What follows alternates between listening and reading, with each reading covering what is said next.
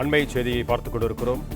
நயன்தாரா திருமண ஆவணப்படத்தில் நானும் ரவுடிதான் படக்காட்சிகளை அனுமதியின்றி பயன்படுத்திய வழக்கில் இடைக்கால உத்தரவு கோரிய மனு மீது ஜனவரி 8ஆம் தேதி விசாரணை நடத்தப்படும் என்று சென்னை உயர்நீதிமன்றம் அறிவித்திருக்கிறது.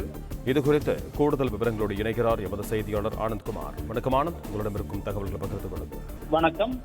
நடிகை நயன்தாராவுக்கு எதிராக நடிகர் தனுஷ் சார்பில் தொடரப்பட்ட வழக்கில் இடைக்கால தடை விதிக்க கோரிய மனு மீதான விசாரணையை ஜனவரி 8ஆம் தேதிக்கு தள்ளி வைத்த சென்னை உயர்நீதிமன்றம் வழக்கு தொடர்பாக பதிலளிக்கும்படி நயன்தாரா, விக்னேஷ் சிவன் மற்றும் நெட்ஃபிளிக்ஸ் நிறுவனங்களுக்கு உத்தரவிட்டிருக்கிறது.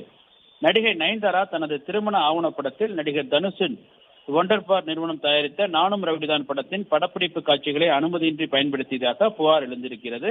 அனுமதியின்றி படப்பிடிப்பு காட்சிகளை பயன்படுத்தியதற்காக 10 கோடி ரூபாய் இழப்பீடு வழங்க வேண்டும் என நடிகை நயன்தாராவுக்கு எதிராக நடிகர் தனுஷ் சார்பில் வழக்கினர் நோட்டீஸ் அனுப்பப்பட்டது. இந்த நோட்டீஸுக்கு பதிலளித்த நடிகை நயன்தாரா வெளியிட்ட அறிக்கை தமிழகம் மட்டுமில்லாமல் தென்னிந்திய திரையுலகில் பெரும் அதிர்வலைகளை ஏற்படுத்தியது.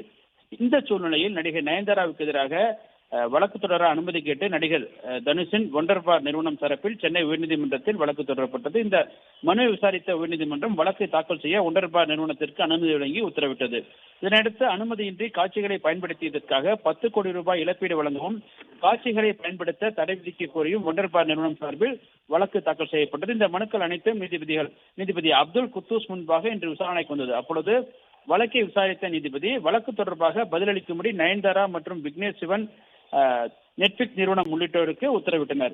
மேலும் இந்த பதில் மனுவிற்கு நடிகர் தனுஷ் தரப்பில் பதில் அளிக்க வேண்டும் எனவும் உத்தரவிட்ட நீதிபதிகள் இடைக்கால தடை விதிக்க கோரி, அதாவது தொடர்ந்து ஆவணப்படங்களில் நானும் ரவுடிதான் படப்பிடிப்பு காட்சிகளை பயன்படுத்த இடைக்கால தடை விதிக்க வேண்டும் என்ற அந்த கோரிக்கை மணி மீது ஜனவரி 8ஆம் தேதி இறுதி விசாரணை நடத்தப்படும் என அறிவித்த நீதிபதி வழக்கின் விசாரணையை ஜனவரி 8ஆம் தேதிக்கு தள்ளி வைத்திருக்கின்றார்.